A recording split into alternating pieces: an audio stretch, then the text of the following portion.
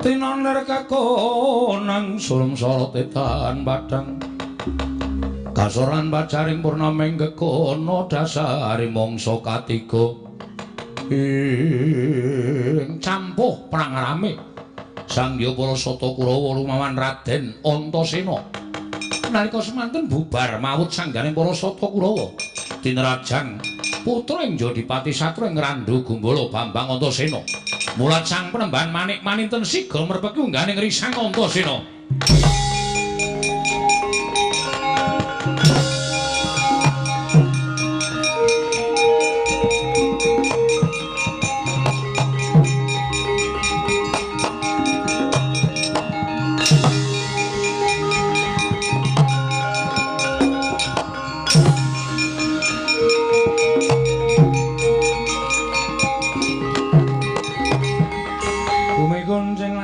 Kelap katon lergin sanging risang mawe kandrum sabaran katulu ukir moyak mayik saking dias baliwur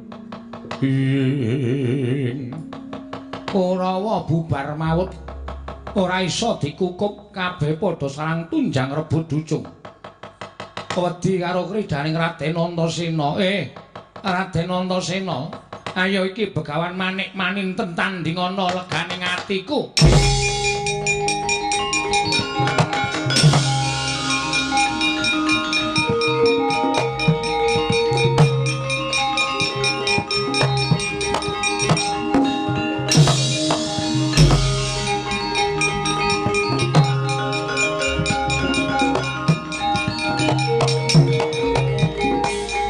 Amuk Sulamrata Jayamrata ndi wong kula ora ana sing wani nandhingi kridane Antasena ora menake negara Ngastina kelakon tak amuk legane kanthi kudamu dadi reca awakmu kowe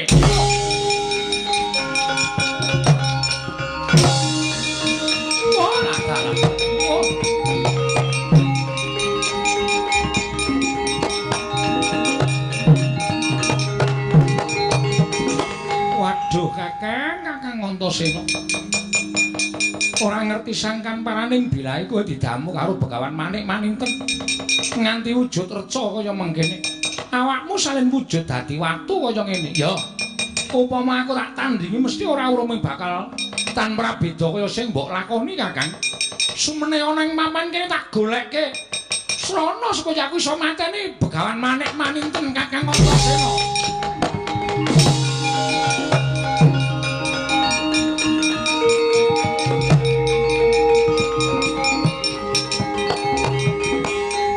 Adimu kuwi mengko kean gunem tanpa guna.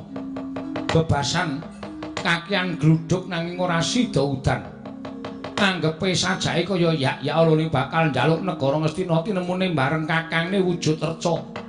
Tinggal glanggang colong mlayu ayo misanggene karo mlayu tekan ngendi tak oyak leganing atiku misanggene.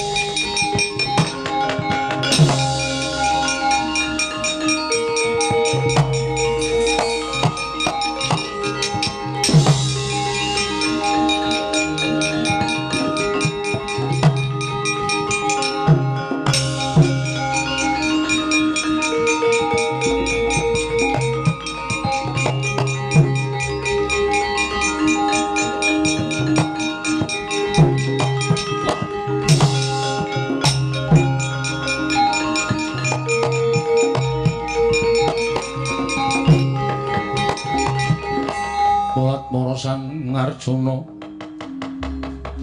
esmunya kang kamanungsan kasrepan tingkahing mungsa ing ana swijining brahmana sapa nakon karo aku Begawan Manik Maninten kowe sapa Raden takon karo aku Raden Janaka iya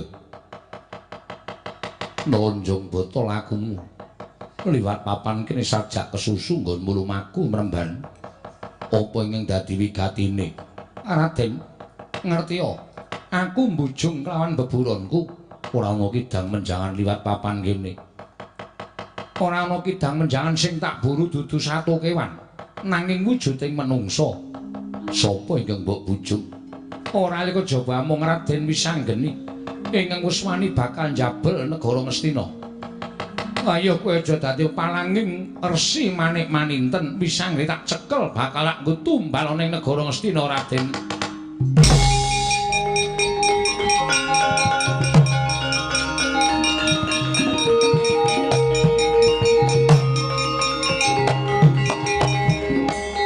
Anus maning jajalan apa kowe ora kulak pawarta adol panglungu yen to wisanggeni kuwi majaku. Wisanggeni kuwi anakku lanang. Yen kowe ngame-ame lawan wisanggeni. Ayo sirenakno dhisik bapakne. Lho. Kowe bapakne wisanggeni dasar para nyata. Mula aku wajib mbelani lawan anakku. Yen pancen kowe bakal mbelani karo anakmu ayo. Kowe ngejak apa Janaka mara maju tak untapke nyawamu kowe Begawan Manik Maninten. Ayo sing prayitna ngati-ati. Mandita kang karo wangsit mindha kumbang.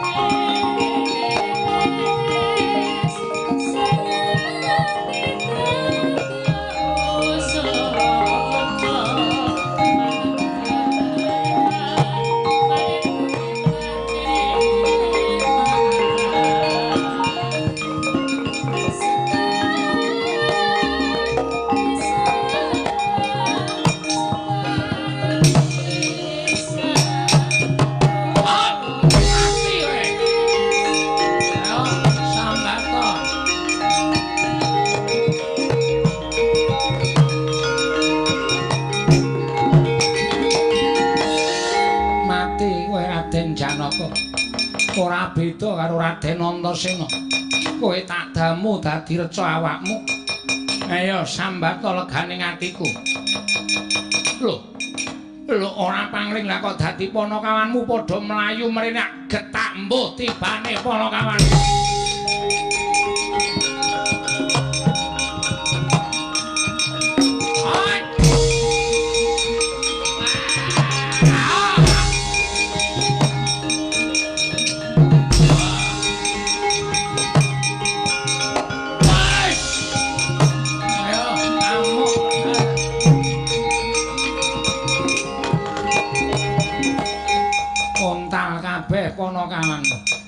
Janaka kowe dadi reja ning tengahing alas muga-muga dadi pepasreh ning alas kene ngoyak karo anakmu Wisanggeni.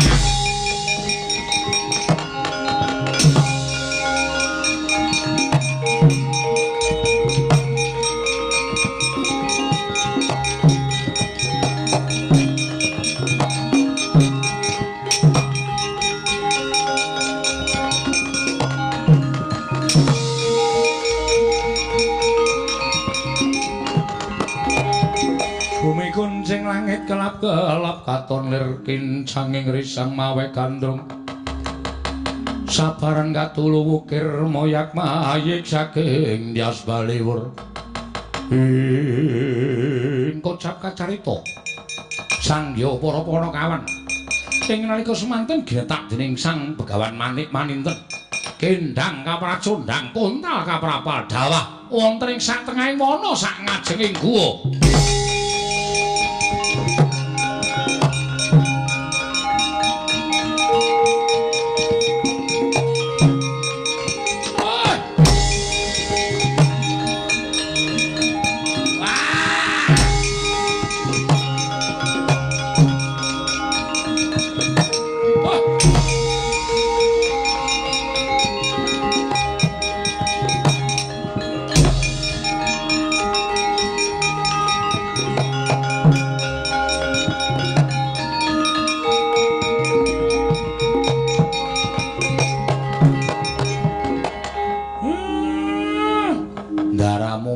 ngopo Lolo Gareng ayo embung aku ya mengetutke kowe mlayu banter banget kok Mir kula ya mengetutke bapak mlayu kok bengak-bengok ndarane keneng apa kula dereng sempat karo Ndara wis digetak ana pendhita getak kula kuntal ndaramu kesonjo mboyo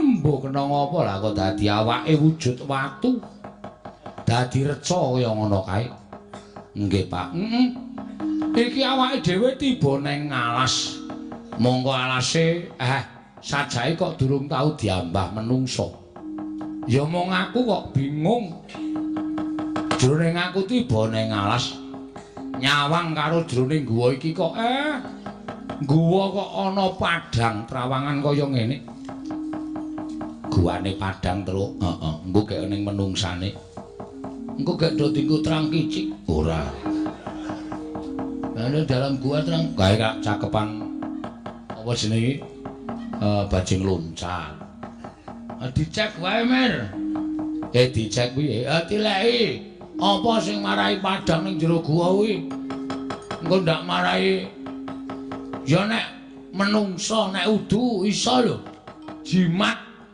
sing murup ning jero gua malah awak dhewe bejo coba tak tontone kaya ngopo to Gareng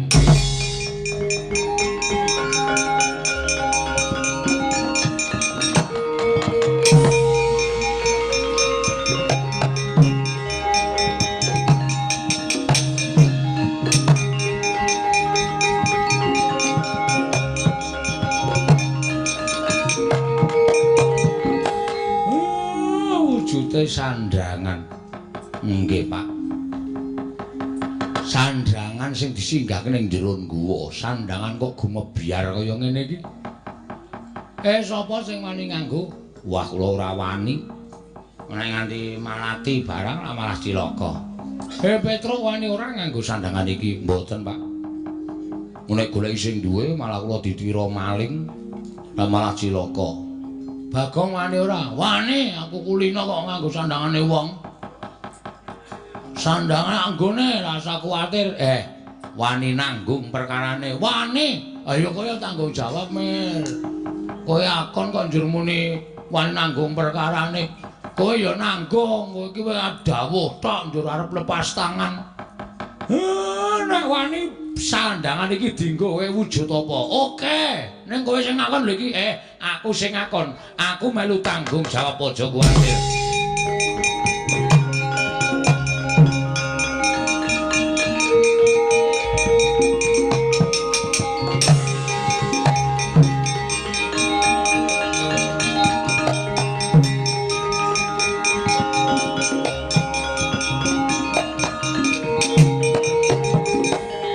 Waduh.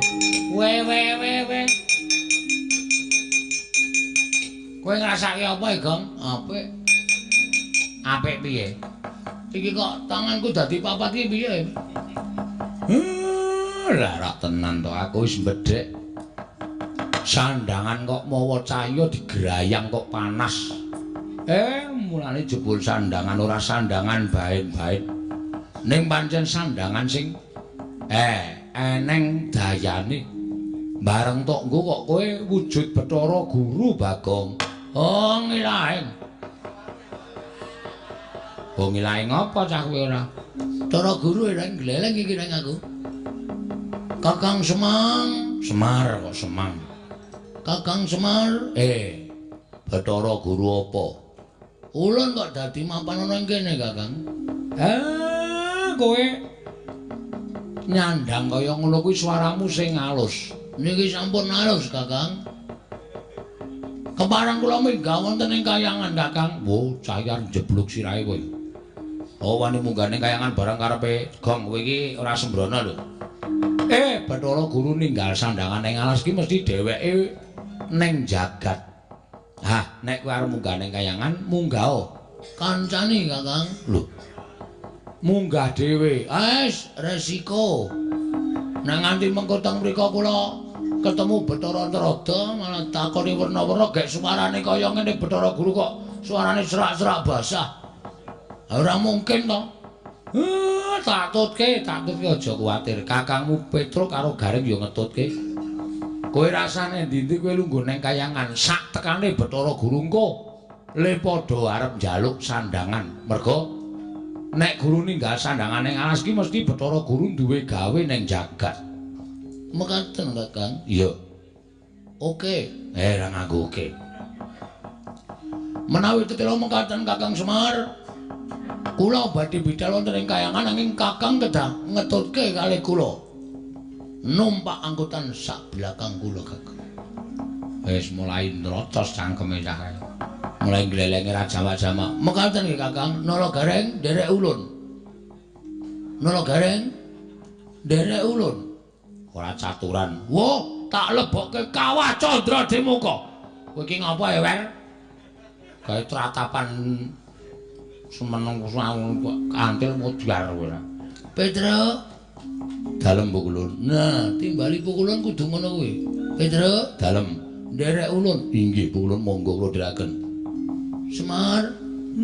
Apa? Ayo, Mar. Iki aku le mabur piye, Mar? Aku rung pesen tiket, Kakang Semar. Mabur ya mung kari mabur. Niate mabur sandangane Bathara Guru kuwi digdaya. Kowe niat mabur mesti bakal mabur. Siap. Ayo Kakang Semar, kita lan ulun munggah ana ing kayangan Suralaya. Ulun lenggah dampar ana ing Sela. Apa jenenge?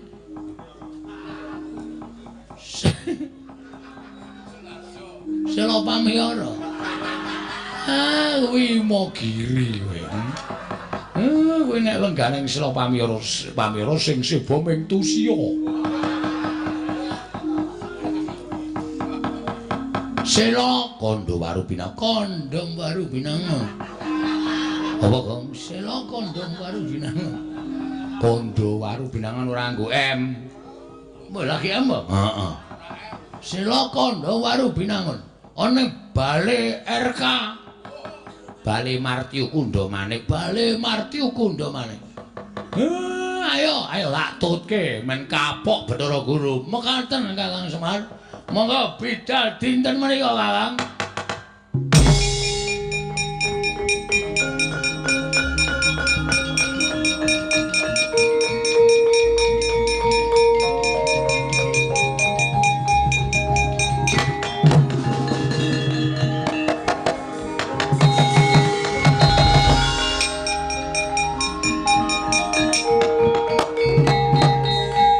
Iso mengendalikan mabure kok gedabikan ora karo-karuan.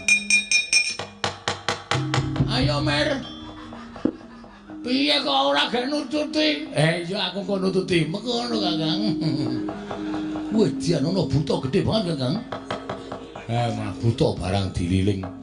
Ayo Nala Gareng monggo Pak kula dherekaken.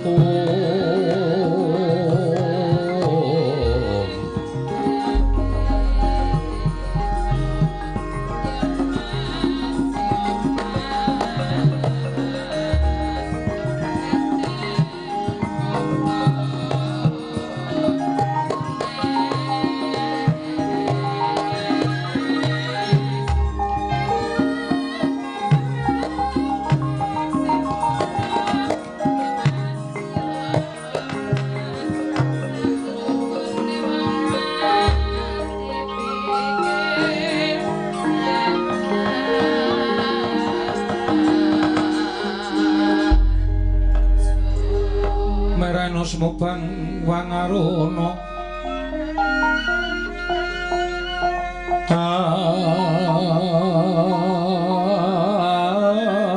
dinetraning uga rapuh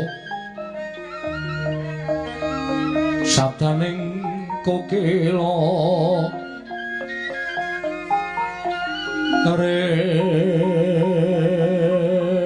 kanikara sakatar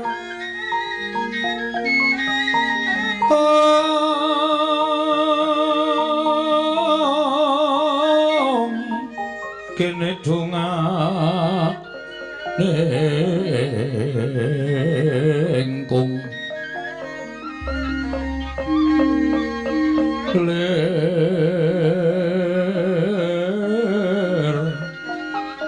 sing pine panca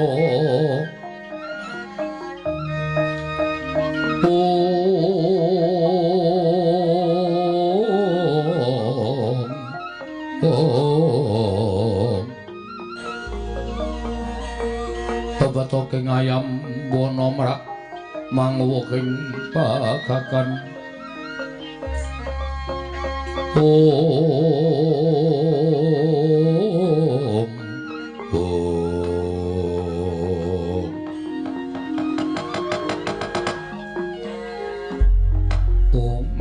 Rama Sidam sekaring bawana langgeng pisanggeni padha kanthi harja saprapta kita nggih.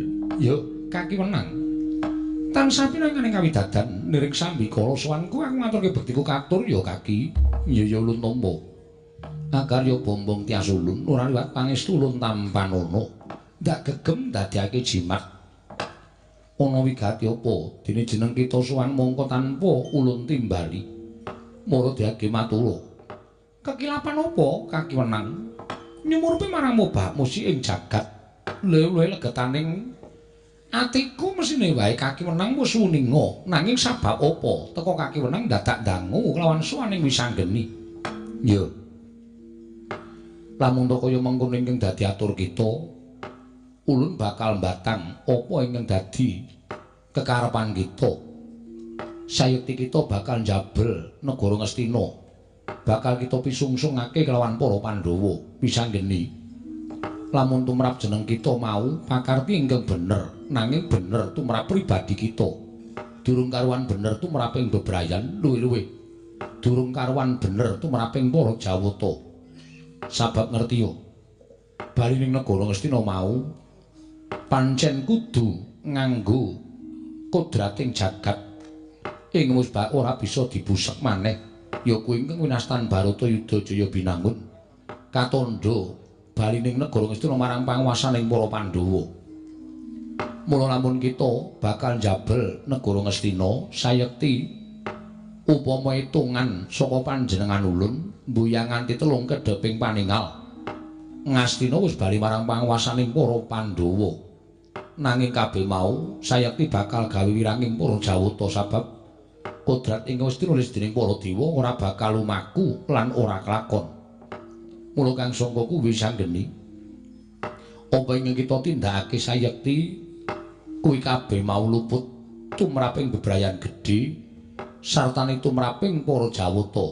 Tumraping bebrayan gedhe luputku krana kita bakal miradati kelawan kodrating jagat sabab Bratayuda kuwi dudu perang ampyak awur-awur nanging perang suci, perang luaring punaki. Sapa ingkang utang bakal nyaur, sapa ing milih bakal balekake.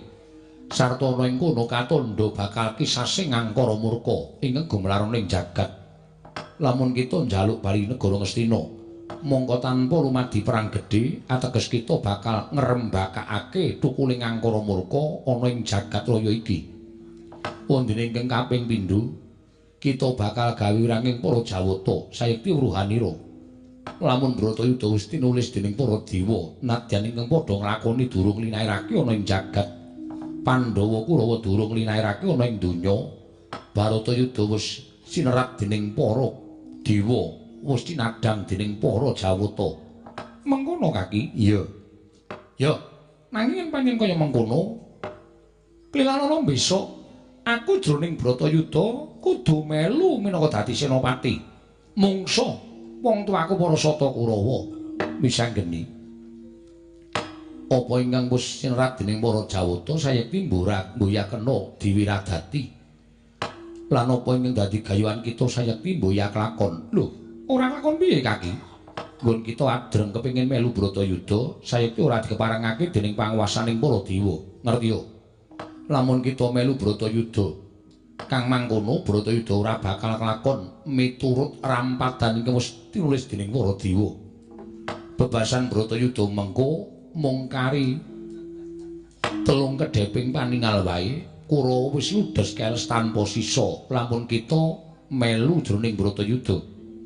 Mula kita ora diwenangake melu perangan Bratayuda sabab Bratayuda kuwi wis sinerat dening para Jawata, lakune wis tinulis dening para dewa. Mengkono kaki? Ya. Nanging kita aja cilik ati. Sayekti kita nadyan ora melu Bratayuda nanging tetep mbebantu marang wong atuwa kita para Pandhawa. Srana kita urip ning alam padhang kelawan kadang kita Antasena, sayekti wis cinadhang kudu mangrurah satru murka diwaning panggodha pangrencana ya kuwi Pandya Betari Durga lan Bathara Kala. Dadi kewajiban kita kudu nyirnakake marang Betari Durga lan Bathara Kala sabab yen to jroning Bratayuda Betari Durga lan Bathara Kala isih ngramyang ana ing jagat sayekti kat wong atuwa kita para Pandhawa mboya bakal bisa unggul lan para Sata Kurawa wisanggeni rekat lampahing rata tanpa lara prateng sukuning arga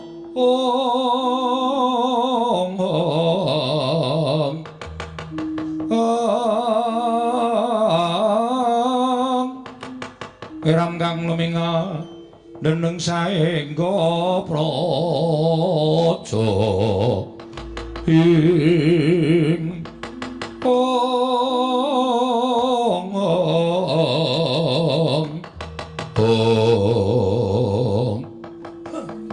Lah terus kersane ngaki wenang yen to pancen aku cinardang kudu mengkono kewajibanku.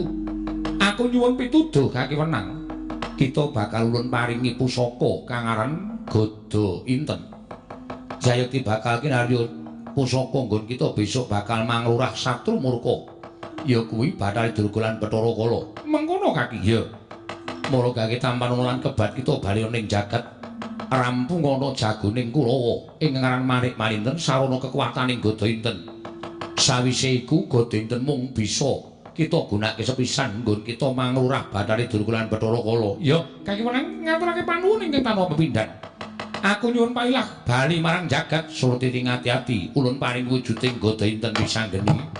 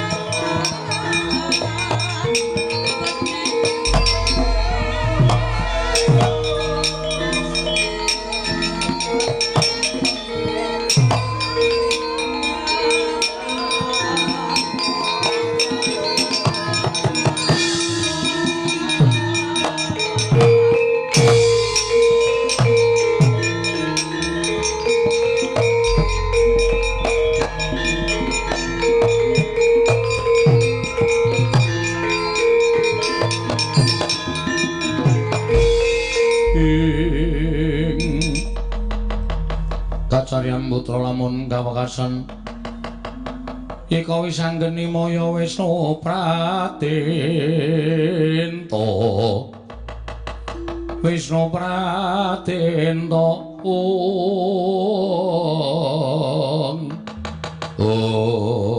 Kakang Antasena mesti wae aku gunemanake akeh Kakang Antasena bisa midhangetake apa dadi aturku nang aku duwe daya kekuatan Gada Inten Kakang Antasena tak grayang muga-muga waliya nirmala temajati jatuh mamulya ya Kakang.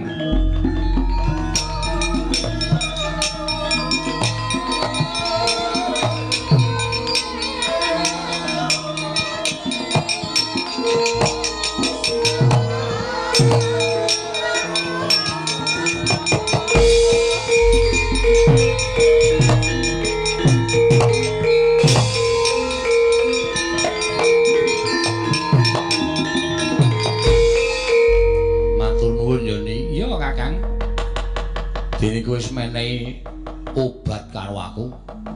Aku iso waliya nirmala temajati dadi mamulya. Terus karepmu piye? Kang, perkara njaluk negara dicepet semene dhisik. Ning wigati aku tak ketemu karo Manik Maninten. Ora lega rasane nganti kowe aku pengen ngerti sapa to sejatine Manik Maninten sing ati-atine. Kowe bali ning kasatriyan, Kang yo.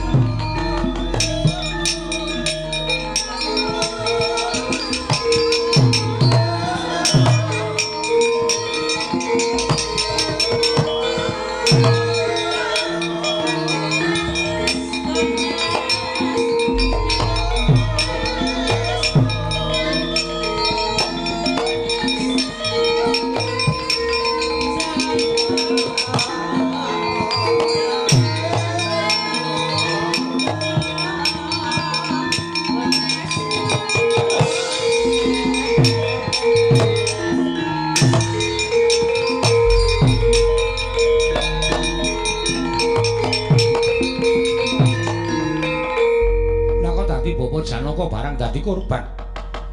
Monggo ora ngerti kenthang ki muling lelakon ya.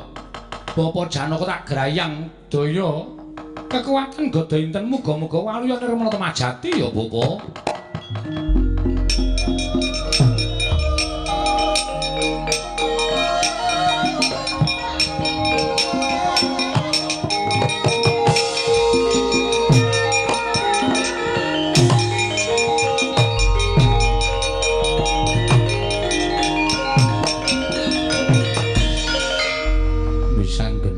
Apa Bapak? Sapa ing ngemaluyakake kelawan kahananku? Aku. Nggih, sayektine bapakmu tekan kene diutus dening pepundhenmu, awakmu Darma Kusuma, supaya ngelekake marang sira kula Wisanggeni. Ing wis wani bakal njabel negara Ngastina. Bapak Janaka, anakku lanang piye? Satemene aku wis suwan ngersaning kakiwenang. Niatku bakal gugat ngersaning kakiwenang dene nggonku bakal njabel negara ora dikeparengake jalaran Ngastina ana jago. Monggo jagone digdaya, iya Wisanggeni. Dawing kakiwenang aku ora dikeparengake njabel negara, sesuk mangsa kala aku duwe wektu dhewe iki nare labuh marang para Pandhawa mengkono nggih. Lah saiki anakku lanang arep menyang endi? Bapak Janaka tak atur iku ndur marang negara Ngamarta. Aku arep goleki jagoning wong Astina, kudu tak sirnake, Bapak. Sing ati-ati aja kaya bocah cilik yo nggih.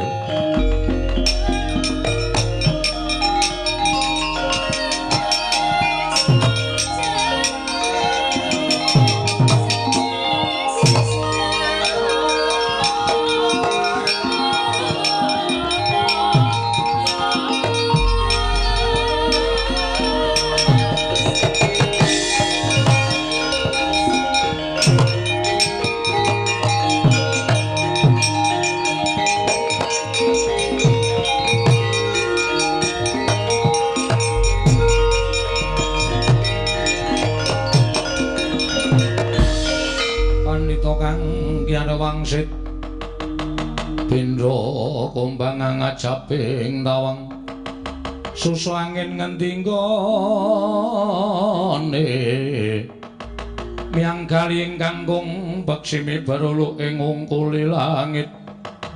Oh kowe wong licik Wisanggeni, kowe ndadak playon mung perkara arep ngadepi karo Manik Maninten, kowe ndadak nglungani peperangan. Ora jeneng aku licik. Yen aku licik kuwi aku ora bakal bali meneh parang peperangan ning sawangan Mremban.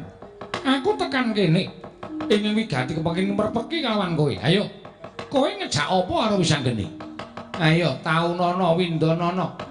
Ora bakal wegah aku tanding karo Wisanggeni. Kowe iso ngalahke Begawan Manik Maninten. Kelakon bumi langit tangkep semono uga. Kowe iso ngalahke Wisanggeni. Sasat iso njara langit. Kowe adamu dadi reca kena daya kekuwataning Gada Inten lebur tumpur tanpa dadi kowe.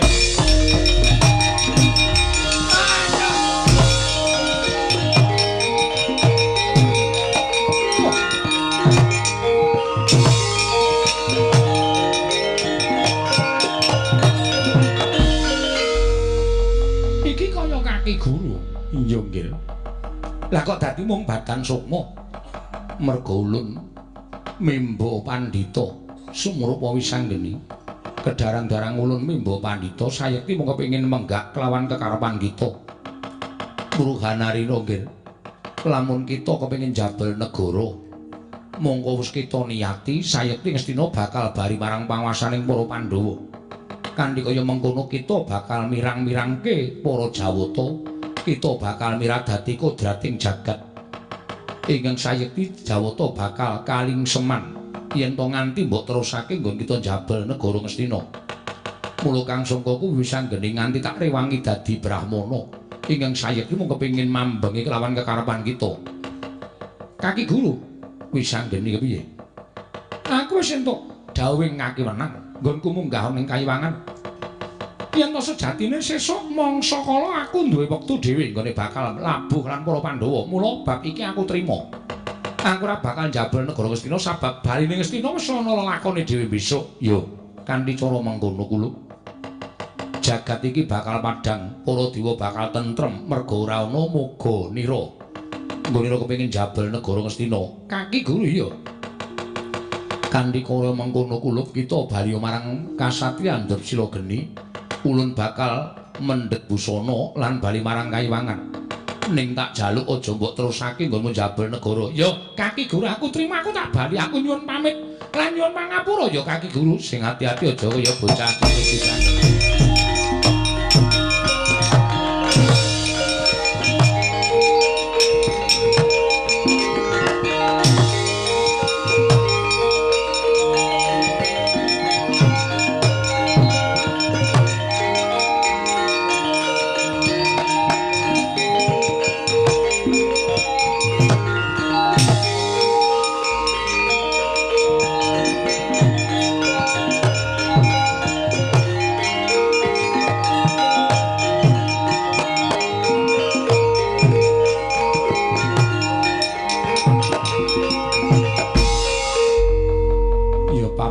Ingkang ganggo nyunggahke busana kaselak dadi pengantu-antuning Kakang Narada ya Kakang Kanika Putra nganti aku lunga saka Kayiwangan mongko tanpa pamit tak jupuke busana bakal ulun agem lan bali marang Kayiwangan Suralaya.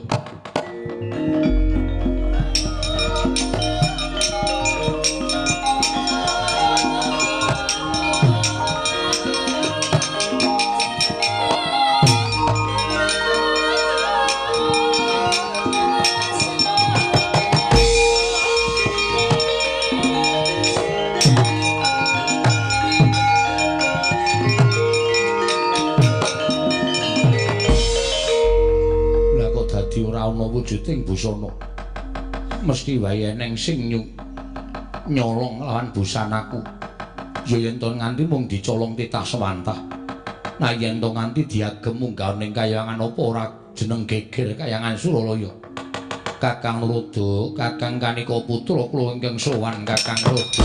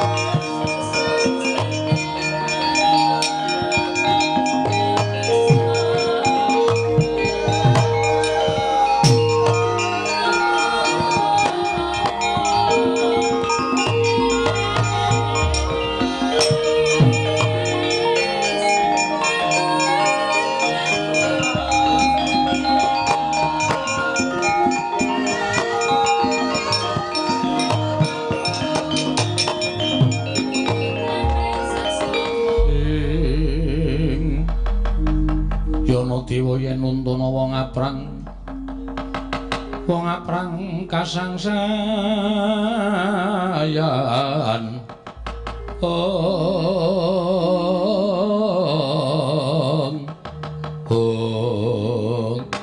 kencang warudaya pak pong Bu bolong kali cedhe sapa sing gawe Kakang Semar kok wonten mriki Tilik Kayangan Adi Guru sampun dangu angin paduka nilar dhateng Kayiwangan tetela rawuh wonten ing kayang kok nganti dhateng Kakang Semar menika wigatosipun menapa, Di? Di. Kok kendel kemawon? Milaheng. Ami gendam. Awi gena Mastu Purnama Sidhem. Kakang Rada, Kakang Resi, Kaneka Putra. Ah, diguru wilujeng pangestunipun Kakang. Sehat walafiat. Kakang Rada samya mangya widada. Ya wati-wati. Kula wonten dawuh. Bar dahar apa ya diguru kok? Suarane serak-serak kaya ngono. Kula piyambak mboten mangertos. Umumipun dewa menika daranipun Pelemertangga Jiwa Jambu Dipa Nirmala. Sajaipun pulun Bathara Guru mandhap wonten ing jagat sampun kelebetan bakmi seafood. Mila ndadosaken serak. Ya Madipati aja clometan. Ulun ora doyan bakmi seafood. Kakang Rada kadiparan Kakang. Kayangan Suralaya ra nggih ayem-ayem mawon to Kakang. Ha iki pangestunipun Adi Pramidi Bathara Guru sak. Lamunipun panjenengan jengkar menika sedaya manggiya widada. Lho. Sinten ingkang wantun dados kraman? Lho. Dados kraman dos pundi? Manggiya widada. Widada sampun kecepeng ngono dereng. Widada menika wilujeng niring Sambikala. Mekaten Kakang Rada. Inggih. Widadari mboten wonten ingkang meteng. Mboten. Lah iki kok sajake kok kaya beda ya. Di Guru kok omongane kaya ngono. Kakang Semar iki jane sapa? Oh iki dewa kok ora wasis. Oh iki dewa kok ora waskita paningalmu. Nek kowe waskita mestine ngerti iki sapa? Kakang Semar, Kakang Ismanto, Ismaya. Kakang Ismaya aja diblakake Kakang, ampun dipun blakaken. Mangke mindak mboten prayoga kedadosanipun Kakang. Sampun kajengipun. Kakang Rada punawi wiwit dinten menika dipun kempalaken sangganing para dewa, para dewi, para jawata, para jawati. Para widadara, widadari, para sedaya kemawon Kakang. Nggih. Marangipun wonten rapat ageng-agengan. Rapat menapa? Menghadapi teknologi maju ingkang badhe dateng wonten ing Kayuwangan milenial menika mergi menapa Kakang? Menawi sampun kula berpikir ingkang langkung pati sajaipun perkawis mboten perkawis ingkang bain-bain. Mboten dangu malih Kayangan badhe kadatengan mangsa Kakang. Lho, mangsa saking pundi? Mangsa saking pundi nggih? Kula dereng ngertos Kakang. Lah kok panjenengan saged paring pangandikan? Pokokipun Kayangan badhe kedatengan titah Pujangkara.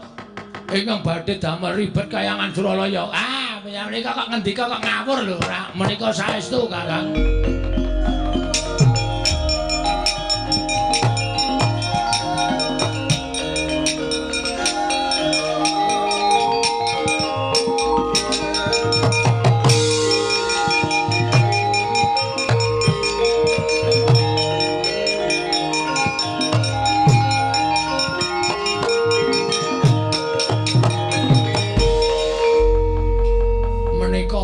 Titahipun. Lho, menika kok Adi Pramesti Bathara Guru mongko kanthi badhang sukma kados mekaten. Kakang Rada kasinggihan. Lah menika sinten, Di? Menika sinten ingkang dados lenggah dampar wonten ing Selakanda Warubinangun? Kakang Semar sampun mirang-mirangaken dhateng kula, Kakang. Mbok inggih sampun. Kula mandhap wonten ing jagat menika mboten damel wisuna nanging menggak kekarepanipun wisanggeni anggenipun badhe anjabel negari Ngastina. Menawi wisanggeni boten kula penggak tan wandi wisanggeni badhe miradati kodrating jagat satemah para dewa badhe kewirangan Kakang sampun kados mekaten Kakang. Bathara Guru palsu ayo salin.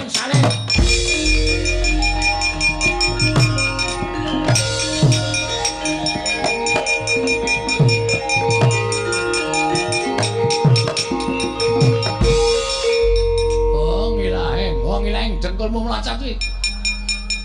Bagong lah iki mau. Ayo saora-orane ra kitang sedhira. Bagong ki iso dadi Bathara Guru. Kakang Semar busana. Kaya apa tak klumbruke nang dhuwur meja. Nggih ngestaken dawuh. Kakang Ismaya, piye? Sak mangke kula sampun kasembadan menggak dhateng pun Wisanggeni. Namung Kakang Semar kula aturi tedhak wonten ing Madyapada. Matur dhateng para Pandhawa paring pangandikan bilih Wisanggeni sampun wangsul dhateng Drepsila Geni lan sampun andhuwa dhateng pikajenganipun nyuwun negari Ngastina. Iya ngestokke dawuh Guru. Sing gedhe pangapuramu sandhanganmu tak jilih sawetara. Ya ming tak slametke aja nganti dicolong wong sing kurang tanggung jawab. Bagong ayo mudhun ning jagat.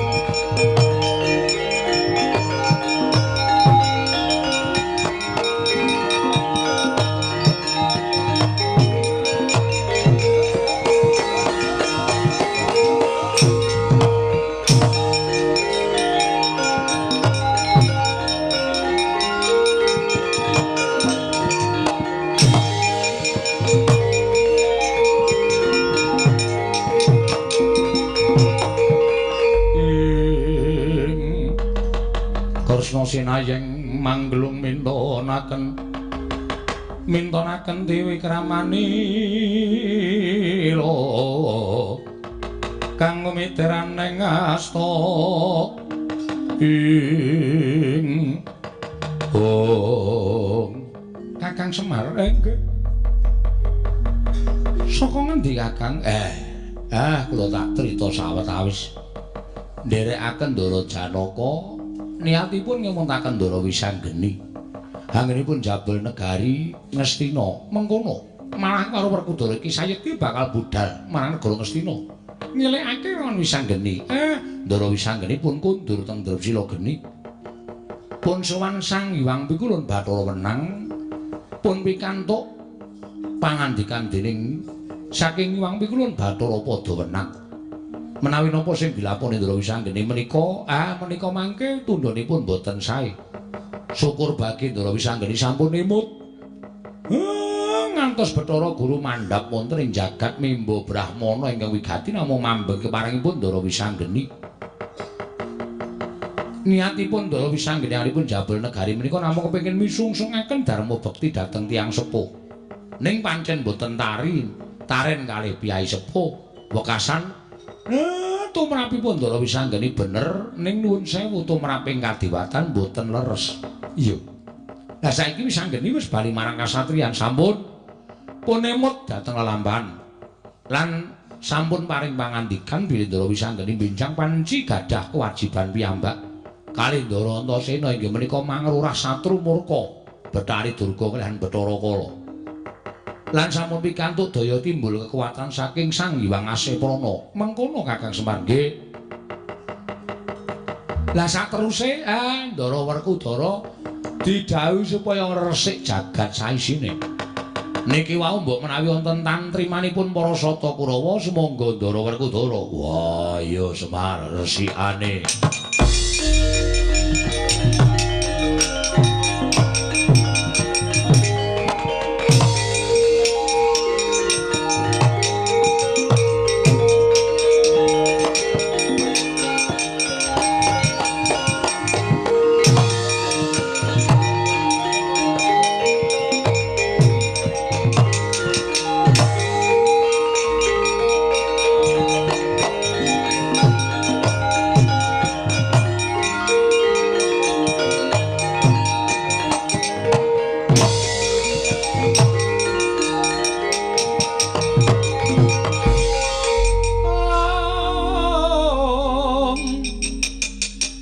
Ande Bima kang simonapta Dursasana kang melawan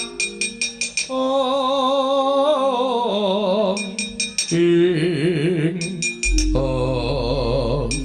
Baratara wis sandeni sing gawe isin ndi menungsane janture ning negara Astina wah langka ana bathange Werkudara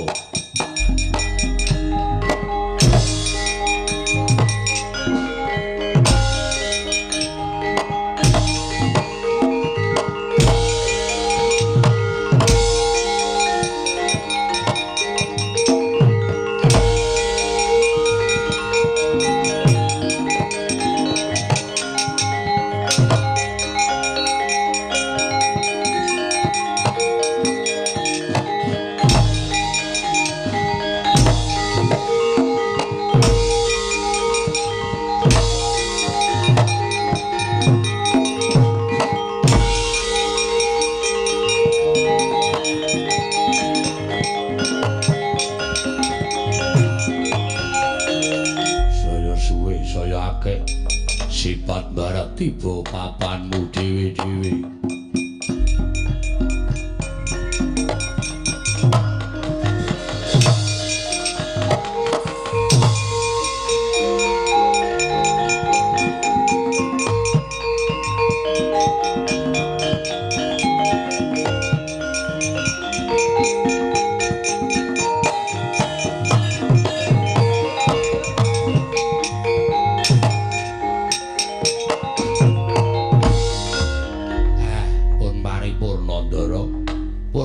Wusana sampun boten wonten ing ngarempit sedaya pinanggih wilujeng mugi-mugi sak pengker kula mriki pinaringana ayem tentrem semanten ugi kula sak kanca pinaringana ayem tentrem nirbaya nirwikara durga mendhak kala sirna nggih Den